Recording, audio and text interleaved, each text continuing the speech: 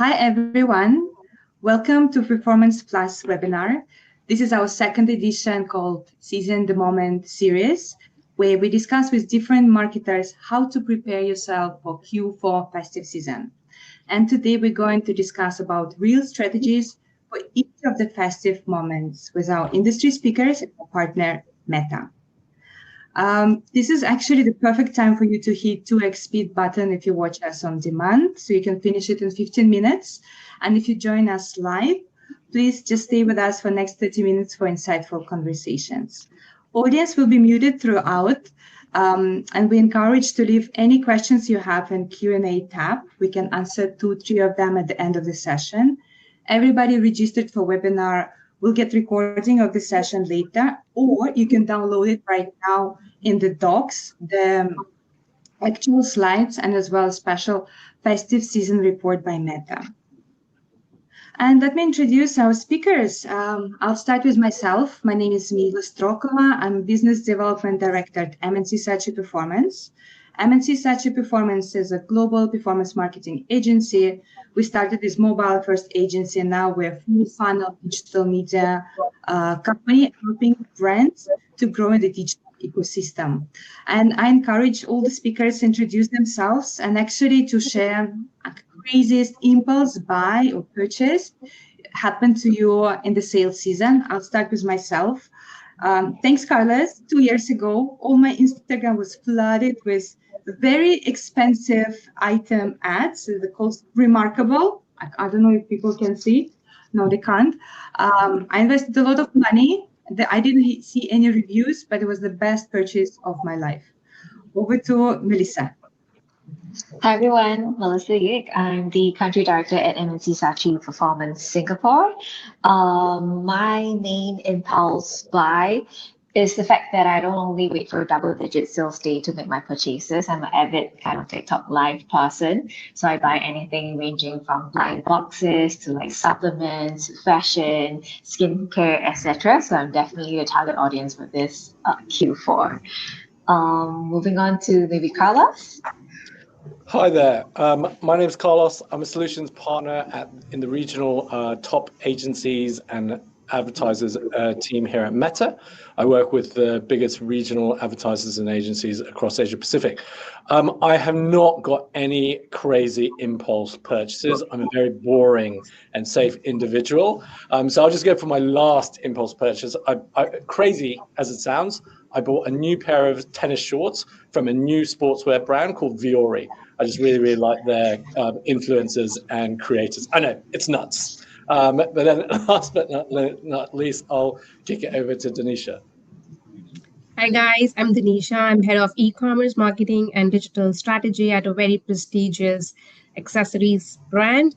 And I don't really have a very impulse buying, but a very fun gift. So my husband actually bought 2 turtles to gift it to my daughter. And we thought it'll be the perfect pet. One turtle ate the other turtle tail. So we had to take the smaller turtle to the doctor, and there was a big bill along with 15 injections to the smaller one. So now they're separated. But all buys are not fun. That's the learning here. Okay, great start, guys. I love this turtle story. Definitely not rehearsed and not planned. Okay, in addition to the turtle stories, today we're going to talk about different myths and truths. So we post some questions and together trying to answer them about each of these amazing festive moments from Diwali all the way to Christmas. And at the end, we're also going to talk about successful creative strategies that brands shall test to connect even better to their customers. And I'm sure every marketer knows this calendar with their closed eyes because probably you start to plan from June of each year. But just a quick recap, what's happening in this part of the world in APAC. We have Diwali happening on October 20th. It's the biggest festival in India. We also have Black Friday, Cyber Monday on November 28th. In between, starting from September all the way to December, every month there is double-digit sales day. The biggest one will happen Singles Day on 11/11, and actually Indonesia, it will fall on 12/12, Harbolnas Day. And by the time when everybody exhausted and already dead inside, there is the final push with Christmas in New Year to have this final opportunity to connect with your customers and bring meaning to their lives. And let's just start with the big questions here. Is every festive moment the same? It's just all about promotions. We just put like a good deal, good price, and customer will convert because that's just what they do this time of the year. They buy random things every month. No, I just want to check with Danisha. She's experienced marketer working across different seasons and different brands. What do you think, Danisha? I think it's false, and I feel like this is the biggest myth that we actually bucket them and generalizing them into like sentiments and emotions. As a marketer myself, I would look at three aspects of it. One would be like audience. Are these like the affluent shoppers? Are they deal seekers? Then I would also assess, what am I trying to sell? What is the selling point? Am I truly trying to sell an emotion, or I'm trying to buy some sort of urgency or sell some sort of urgency, or just like best deals for the for the customers? The most important part that I actually look when I'm assessing which sentiments or what kind of promotions should I play, I actually look at pre-planning, because that's the core of the whole marketing, at least 1 month ahead of time. So for example, if it comes to Black Friday, Cyber Monday, we would have planned everything in October, and the goal there would be to be at the top of the brand recall. Make sure that the consumer's last thought or the last things that they remember you as a brand is a campaign that has been super successful, a viral campaign in October, or something that is more top of brand, and for them something exciting. And just when the Black Friday Cyber Monday comes in, we can capitalize on it. The another thing that I have noticed is a lot of us go after like add to cart. There's nothing wrong. We do that too. We don't want to miss that window. But I think there's few things that we could take out of the box. For example, we usually have that welcome 10 to acquire customers, but during October, I think it'd be a good thing to test, which we did at our end. We ran actually a campaign. We changed the copies, and it was more towards like join us as a VIP and enjoy exclusive perks ahead of time. And here is your 10% off.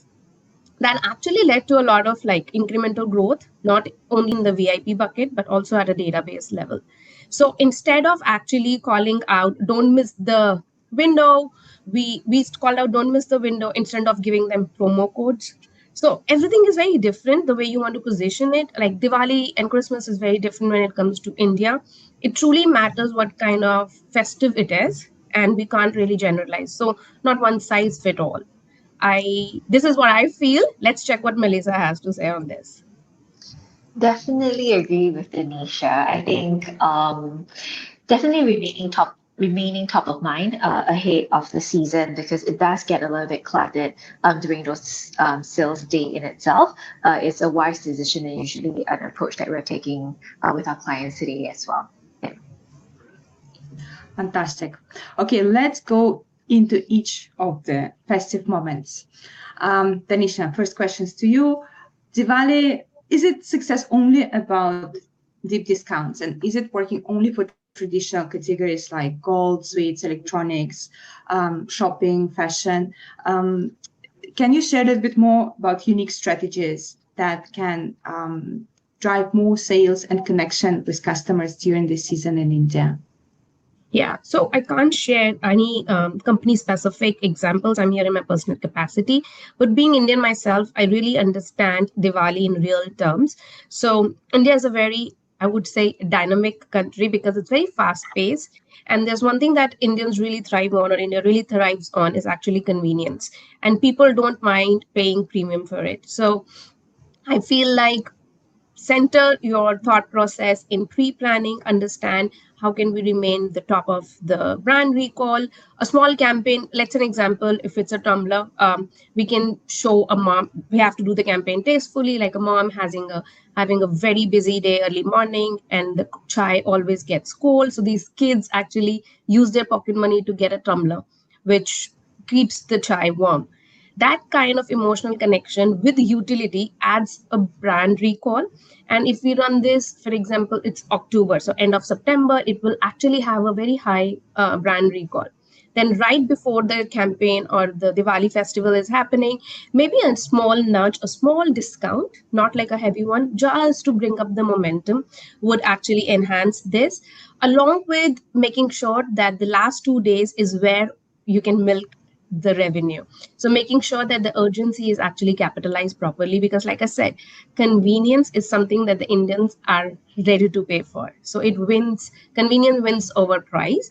So I would say this kind of strategy where you don't have to really do deep discounting, rather than building connection, brand recall with the right amount of tactical capabilities or strategies, like last 2 3 days, what should I do? I should be on quick commerce for sure, because India is really big on it. My product should be pinned on e-commerce. And when it comes to like Christmas, it would be very different. It's not a must to have festival.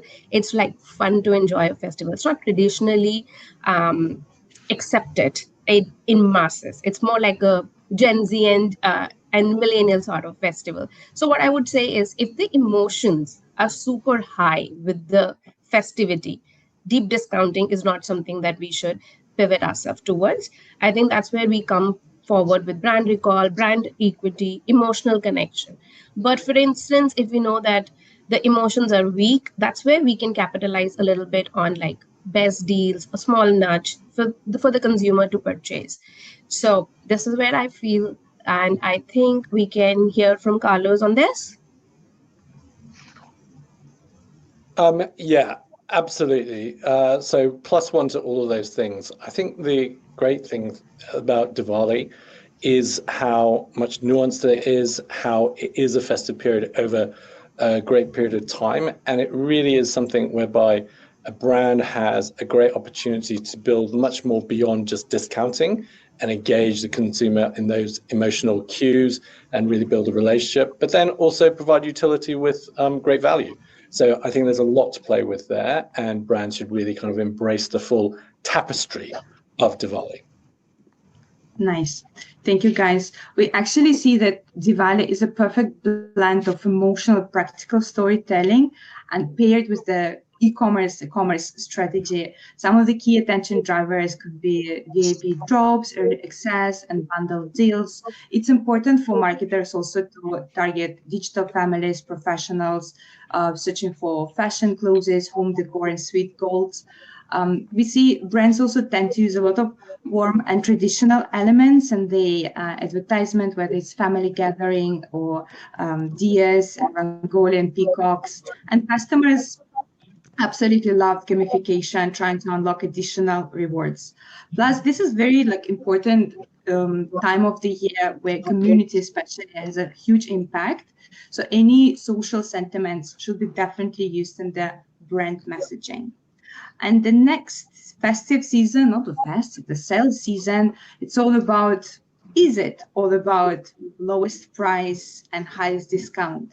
Melissa, what do you think? Should brands look beyond price when it comes to double-digit sales? Is there any other strategies how to capture the attention and the customers actually purchase? Yeah, I think it started with the agency like 10 years ago, right? So it was a running joke that when we did like 10, 10, 11, 11, 12 sales, there will be a point in time where we do like 1, 1, 2, 2, 3, 3, 4, 4, 5, 5, and that actually became a reality. The fact that, consumers today are so used to holding out to sales period to check out their shopping basket, it just consistently just means that pricing is a very important purchase driver, and it's quite unavoidable especially during this season, to go hard on your pricing strategy. So your customers today aren't just comparing you with your competitors. They are price checking across like platforms. They know, kind of like what are the prices they can get in like the previous 1010, etc. So it's really a pricing battlefield out there.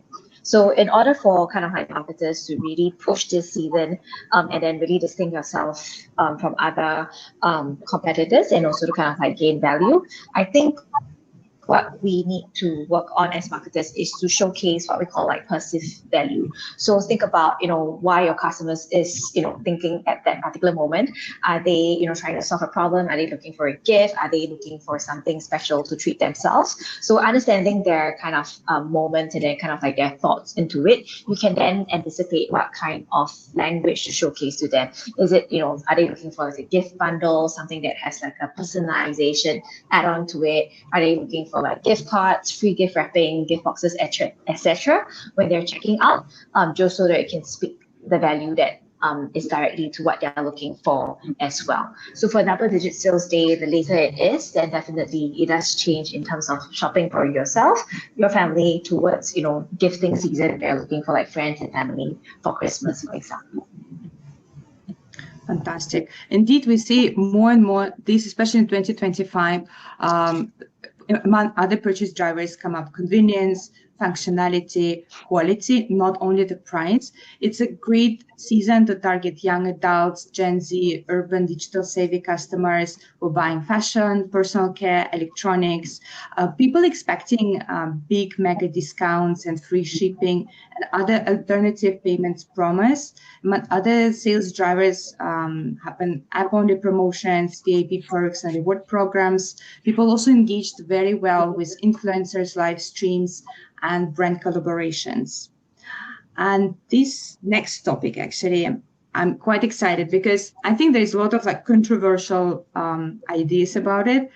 Some people think that Black Friday is very much Western phenomenon, but I want to check with Carlos if he see a big shift towards this part of the world, and it's something that we can adopt from UK, US, and overall Europe to make it successful event also in Southeast Asia and APAC. Yeah, this is not only false, it's an absolute lie. Black Friday, Cyber Monday is definitely not just a Western phenomenon. Okay, so here's some numbers. So we did some research last year. So it's global research. We did this globally, but also included Japan, Korea, Indonesia, Thailand, Vietnam, and Australia in this research. And participation in Black Friday, Cyber Monday in Asia Pacific grew to 67% across those markets. Fun fact, that actual participation is higher than Europe. So Black Friday, Cyber Monday is bigger in APAC than across different European markets. Another fun fact about Black Friday, Cyber Monday, it's the only sales day that has been growing consistently across the globe. So it's been growing not only in APAC, but also in Europe, also in LATAM, and also in North America. So I think Black Friday, Cyber Monday actually represents a really good opportunity for incremental growth. You might still get more sales, volume-wise on 12/12 or other locally relevant days. But in terms of getting incremental growth for Asia Pacific, I think Black Friday, Cyber Monday is a really good opportunity.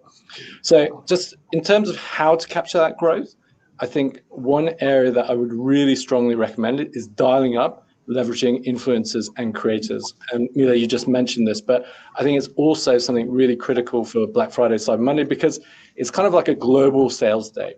So I think if you're trying to build sort of local currency, local cultural relevancy, I think influencers are a really, really good bridge to help you do that.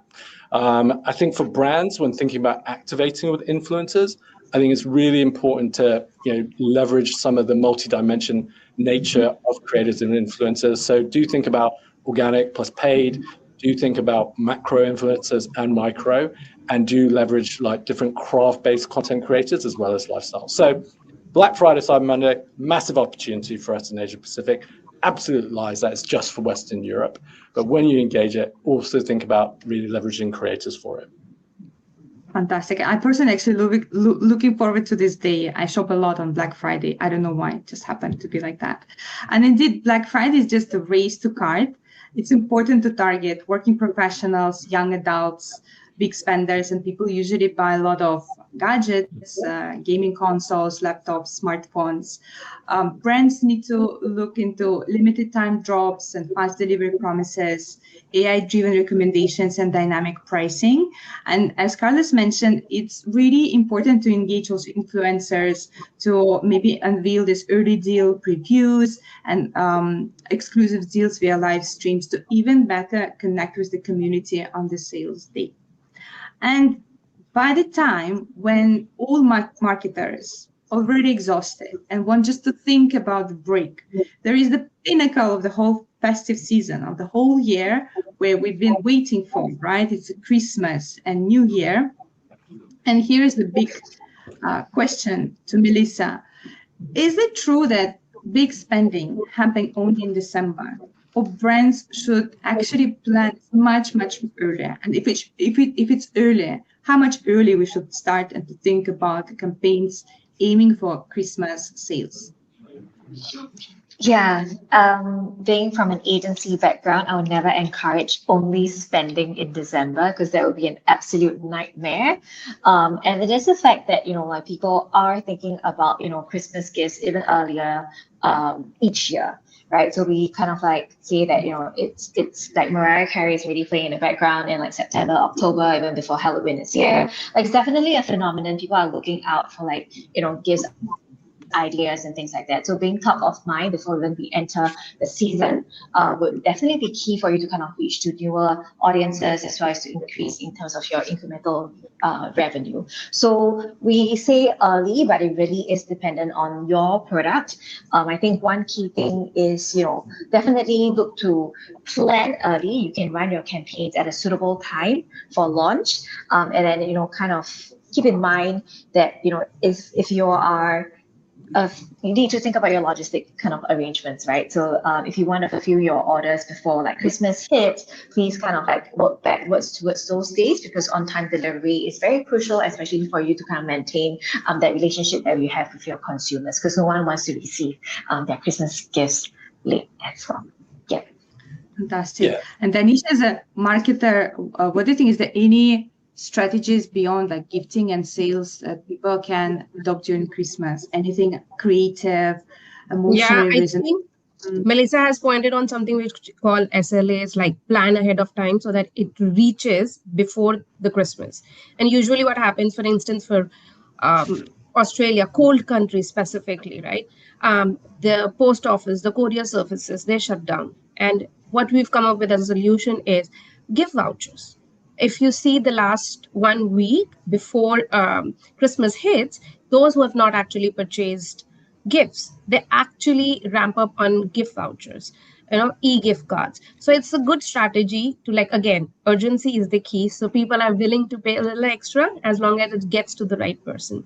So I feel if the window has been missed, consumers are looking for digital options, and e-vouchers, e-gift cards are scaling up during that time.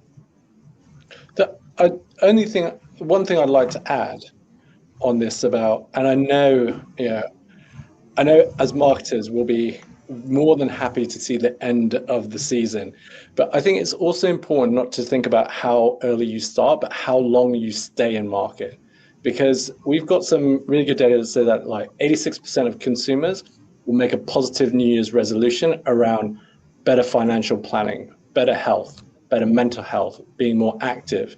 It's really important, and they're actually 74% of people will say they're still in the mood to spend after New Year's. So there's a lot of opportunity to actually still engage with consumers, to still drive sales. And one of the benefits are on platforms like Meta, which are auction-based, you actually have a dip in competition in the auction. So there's a lot of value to be had for advertisers who are willing to be in market after the crazy season. So do think about holding longer. I think it actually, at one of the Meta's newsletters, I saw the term Q5, which actually is this 2-3 weeks of January where people still continue to shop towards resolutions, or even then return gifts that they didn't like and they want to buy something else. So that actually is a good time not to stop, but support this sales machine. And we have some small stats here. Indeed, like if you see that a lot of marketers, like there's a holiday shopping timeline trends when actually people, marketers adopt a campaign strategy. There's a lot of things happening early November and end of November to hit this demand that people will start to accelerate end of November, beginning of December to fulfill the gift needs for the families. And Christmas, it's all about gifting for others, right? It's that time of the year where it's best to target parents and families with kids and maybe elderly consumers who are searching for toys and games for the families, souvenirs, small electronics, unlike on Black Friday, and some gift vouchers, as actually Danisha mentioned. I think it's a great idea to stay connected with the brands and the customers. Customer really engaged across pop-ups and other festive experiences, immersive retail. They really appreciate special personalization, whether you create a gift finder or tailored recommendations within your brand. And we see that more and more this festive season is driven by micro and nano influencers who actually help brands to drive this intimate, trust-led connection during the festive season. And I think I personally can't imagine successful marketing strategy without successful creative strategy. I'd like Carlos to share a little bit more like what kind of creative ideas brands can test this festive season to successfully engage with their customers. With pleasure. Okay, my last fun fact. I know I've been the gear of fun facts, but last one for you guys. 56%, sorry, of ad effectiveness on our Meta platform is attributed to creative. So in other words, your basic business success of the sales season will be more down to the creative than anything else. So how you ensure success, there's 3 key things that we'd like to think about. And these are particularly important when we would think about building for Reels.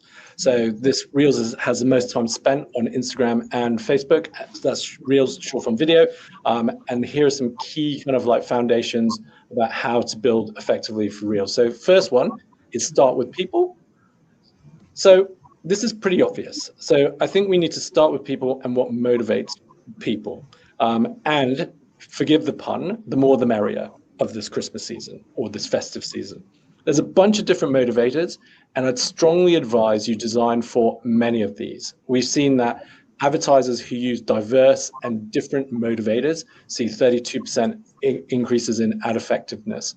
And I think that's pretty obvious to people because as we've been talking about earlier, what motivates people, different people, each of the festive seasons is nuanced in itself, but it's also nuanced for different audiences and even at an individual level. So for example, I'm a father. So in the morning, I might be thinking very altruistic about my children and want to buy them gifts for them being delightful children. By the end of the day, I can tell you that my motivation is very different. By then, I'm looking to treat myself for putting up with these children for the last 8 hours. So, and that's just at an individual level. So and there's some example of motivators here, do experiment with these, do test different ones. That different things will motivate different people. Okay, the next key principle is looking at different story types. Now, this is something that's particularly important for Reels. Could I get the next slide, please? I know I'm sure everybody's spending a lot of time on Reels. At least our data shows that a lot of people are watching Reels. I think you'll notice that within Reels, there's different kind of story structures or story archetypes that are repeated. And you'll see kind of like different creators or different brands using things like listicles, which are essentially kind of like a different list of different things. Maybe it's a before and after story type, but these are familiar story types that consumers kind of engage with because they know what's coming. They're like, oh, okay, this is a listicle. I like listicles, so I'll watch this. It's important to use this because it makes consumers being able to absorb and understand and recall your message more effectively. Familiarity with story structures is important, and leverage the different story structures that you see different people are using on Reels. That's an effective way to engage people. Last foundation, last but not least, is once you put your story structure, pick your story structure, the most important thing is to nail the hook. Short form video is short in nature. It is really, really important that you nail that initial hook. Denisha talked about kind of like a successful campaign where she talked about like a VIP kind of like exclusive thing. Don't save that for the end. Bring that up front. If you've got some sort of secret reveal, nail that early. Nail the interesting fact early. Nail the hook early. Make it interesting. Make it visually stunning. That is something that's really, really important, particularly for reels, in having really, really successful and engaging reels. So those three things. Think about the people, what motivates them. Experiment with different motivators, the more the merrier. Think about different story types and story architects that are native to reels and lean on those to get people to understand your message more effectively. And last but not least, once you pick your story, really, really nail the hook, and that opening is critical. And that's it from the Festive Creative Foundation. Fantastic. Yes, and that's it for the Festive Moments discussion from our end. I hope it was short and sweet. I hope you learned something like real strategies that you still have time to experiment, not much. I think no one has literally time of 3 minutes this season. And let's see if we have any questions and if we have, yes, a few people asking additional things that we can potentially discuss and ask our speakers about. In your view, which creative tactics actually drive measurable conversions during Festive? Carlos, which type of creatives can drive conversions? Like we talk about connections, but what actually converts?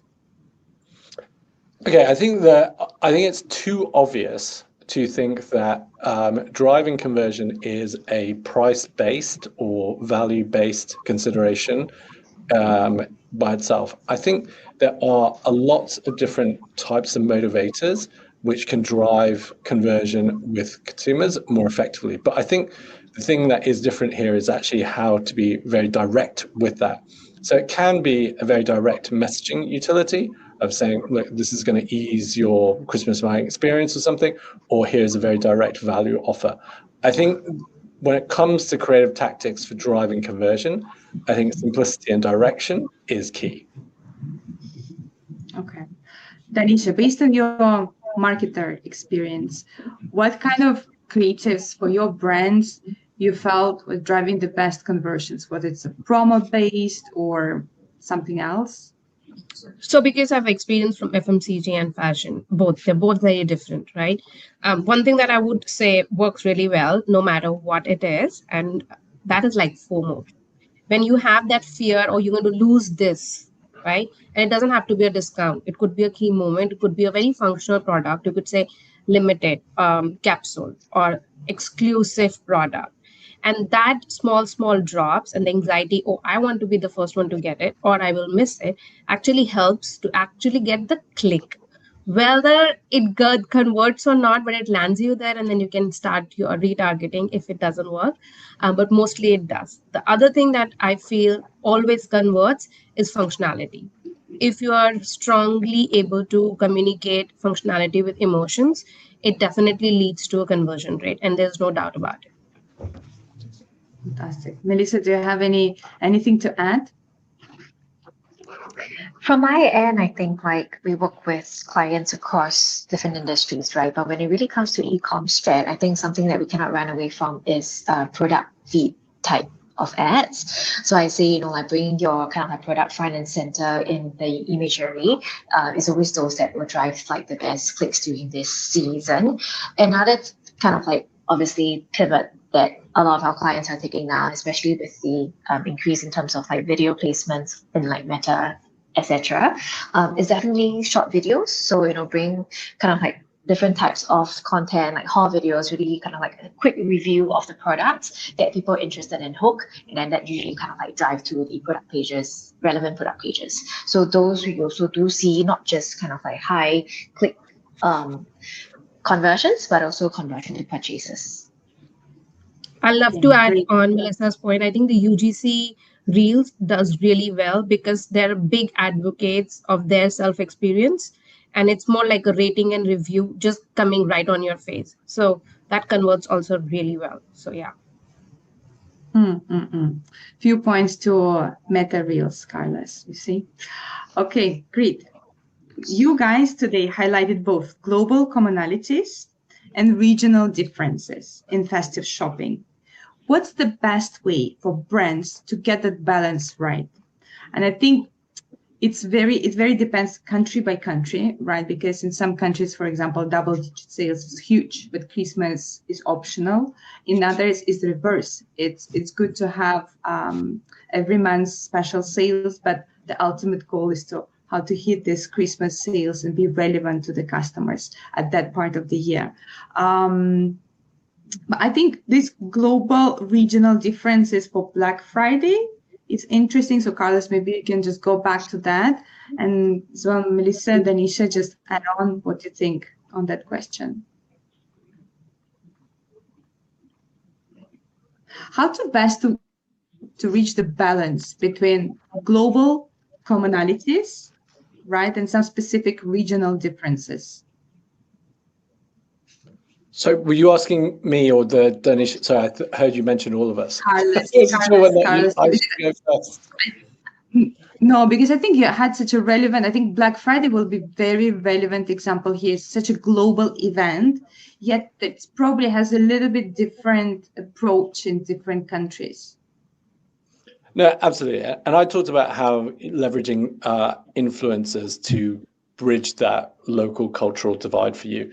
And that's definitely one approach to do it. I think there's other things that you can say that, look, these are truths that hold true across kind of like both global and local, things like, you know, promotions or the FOMO and those sort of things are kind of like global truths that hold both globally and locally.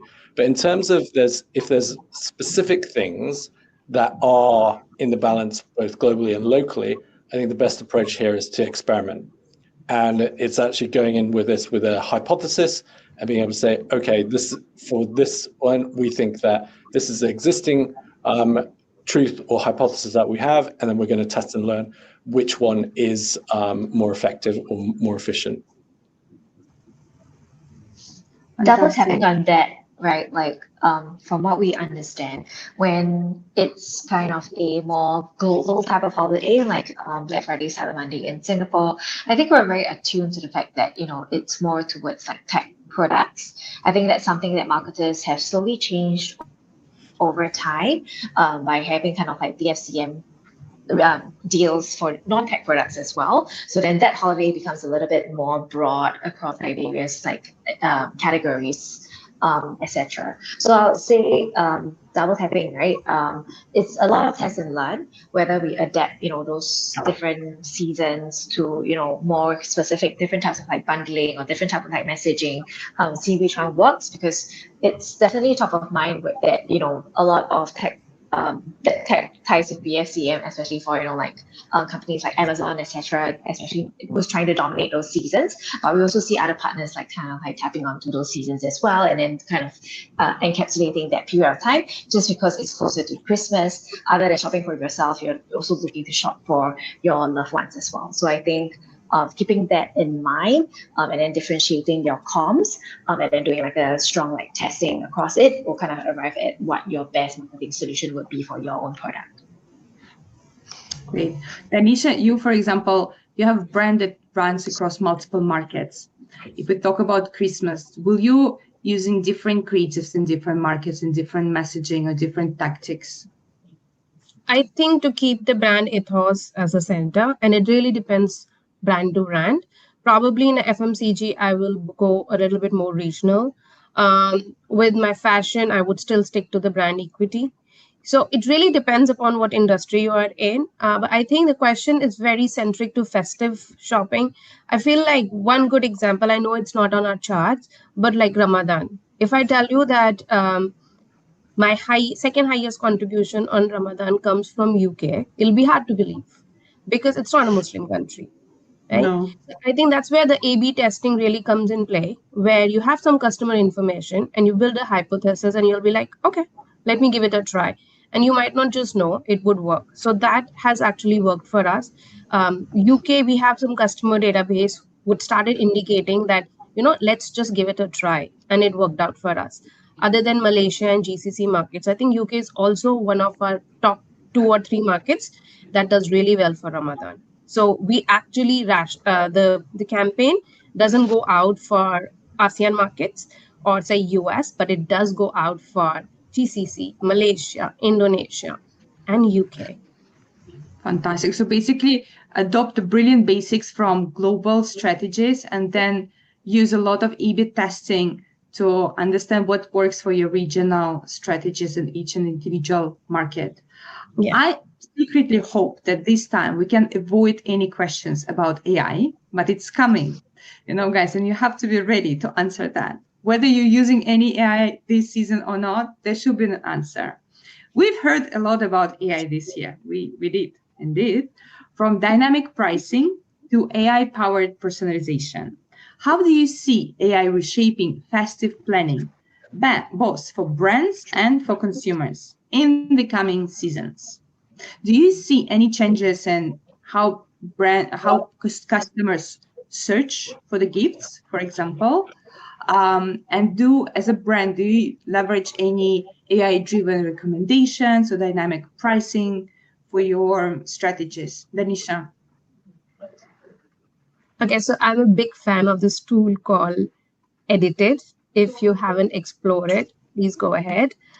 I don't know whether I should be speaking on their behalf, so but go and check that. Okay, so what it does is you could actually in the back end figure out what are the pricing changes that other competitive brands are doing or will potentially do, because it gives you insights on everything that the other brand is doing. So you could select your competitors and you can see what is their behavior like. That gives you a framework on what you want to work. Do you want to go aggressive discounting? Do you want to keep it on regular price item? Do you want to play on free shipping? What are the CRM communication they're saying? So it's a beautiful tool for you to assess how should you price this. So what we've understood is, because for my fashion brand, I don't think we would want to go heavy discounting. We're absolutely against. We want to keep our brand equity really tight. So we try not to go aggressive on discounting. So how do you make sure that the revenue is still there? We come up with different sort of, we call it mechanics, where we could figure out how can we capitalize on regular trending price items. So it could be free shipping, for example, or it could be you buy a discounted items and you get extra XYZ off on the regular. It's a very complex mechanics, but last year I was on Tommy Hilfiger because somebody was coming from US. So I wanted to capitalize. I was at Tommy Hilfiger. I was at a lot of other brands, Tory Burch, a lot of brands. Guess what? They all are doing it. And that kind of insights you can get from these AI-led tools like Edited. So you're ahead of time, you know what's happening in competition in other countries. So you can learn from that. And I think you asked about consumer behavior change. Yes, it's drastically changing. I do not actually search on Google anymore. I'm more of either a TikTok person or a ChatGPT person. So this is how I validate what I'm searching for. And either of the two, I will actually cross-check. So if I found an information at ChatGPT, I will reconfirm it with TikTok, or the same thing, TikTok, I'll reconfirm with ChatGPT. It's very unlikely that I would go for Google. So making sure that you're optimized on your AI platforms is super, super important. And I think there's a lot of information coming from very pioneer people who actually came up with SEO, like Neil Patel himself. He's talking a lot more about AI generated SEO optimization. So it's a lot to learn. For example, Wikipedia has much more weightage when it comes to ranking. So there are certain examples that we can all learn and enhance. I would still say everybody's at a very native stage right now. But if you're excited enough about AI, probably it can give you an edge.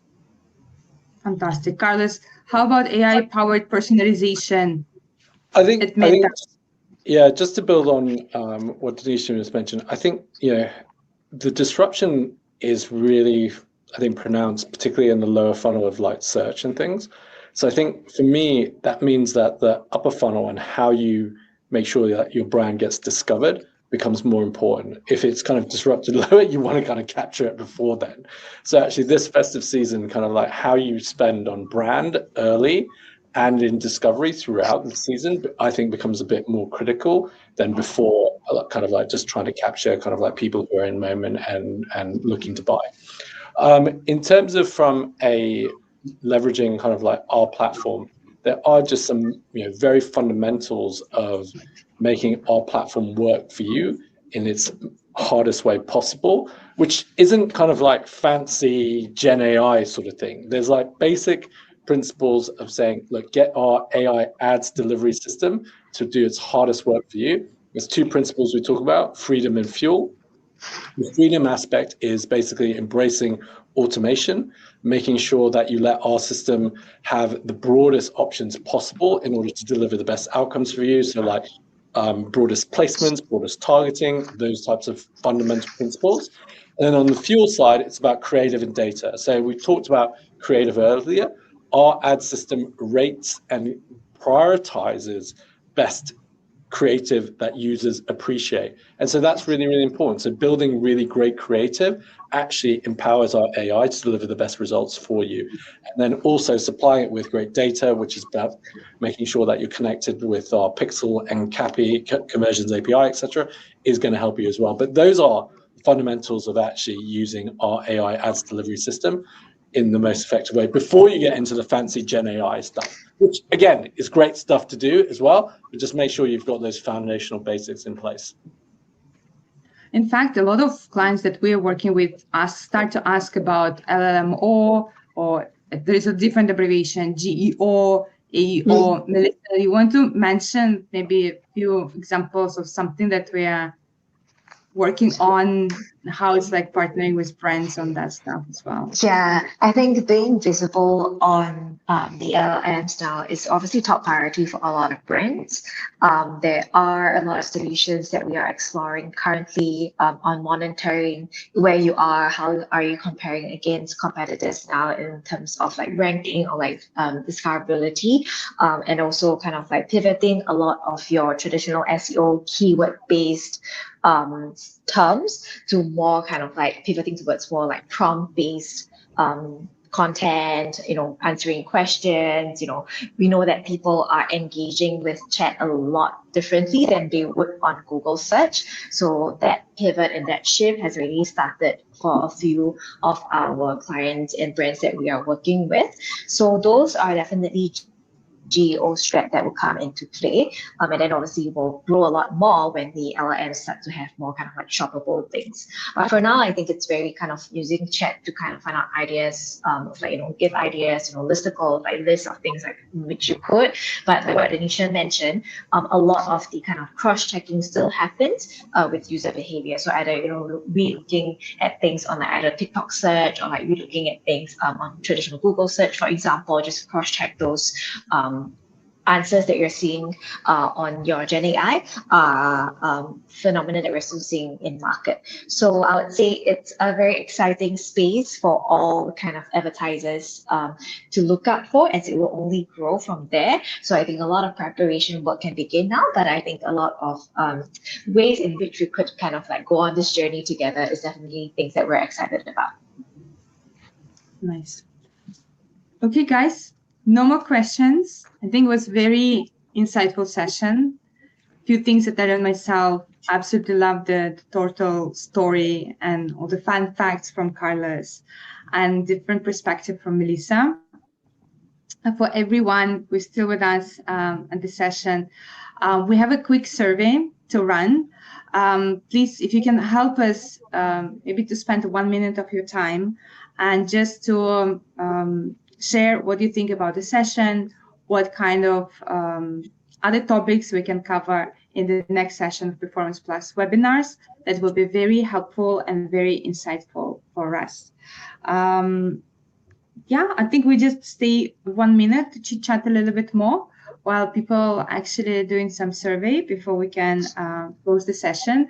My question, since we have this additional minute,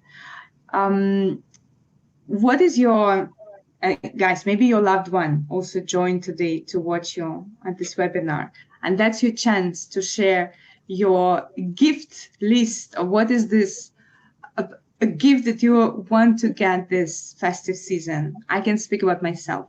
I want an experience. If my husband watching me right now or will watch and record, I want a staycation, nice and fancy, or very fancy dinner in Michelin star restaurant. Melissa, you have anything on your list exciting? I have, and then Mila, for your benefit, I'll send the link to our webinar to your husband after this as Yes. well. Oh, yeah, For I can send it to me, your husband as well. yeah.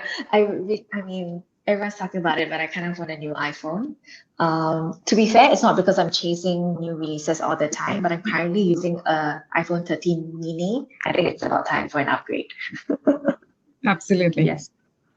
I have still 11, so it's okay. I'm still doing fine. Danisha, what's your gift that you'd like to get this Christmas? I haven't Diwali? thought of it yet.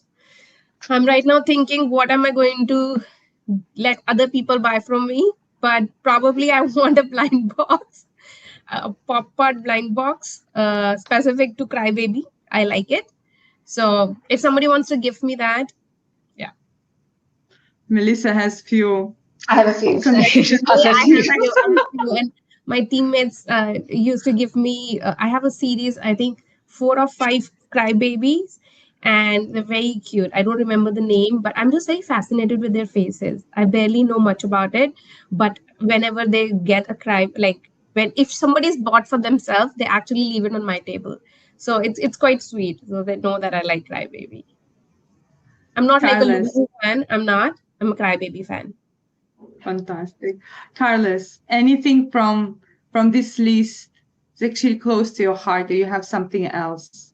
So yeah, I'm more like this. I'm quite into, similar to you, quite into kind of like some experiences, but I quite particularly want to do some family experiences. So I'm okay now. I've got all the products. I think I don't need any more stuff. But what I would like to do is actually spend some more quality time with my wife and kids. And so anything, if we buy, I feel like family gifts are I'll be quite high on my list. Something that we can all enjoy together, and not necessarily just as an individual. Fantastic, Carlos. You made all of us feel very guilty and self-centric. That's my intention. Right. Yes. Sitting on my high horse. And on this positive note, I would like to say thank you to everyone joining us today. Thanks to everyone who is going to watch this video on demand later. It was a pleasure having conversation with you guys, Melissa, Danisha, Carlos, and hope to catch up with you off the webinar later on. Thank you so much, guys. Have a wonderful. Thank you, guys. Thank you. Bye. Thank you.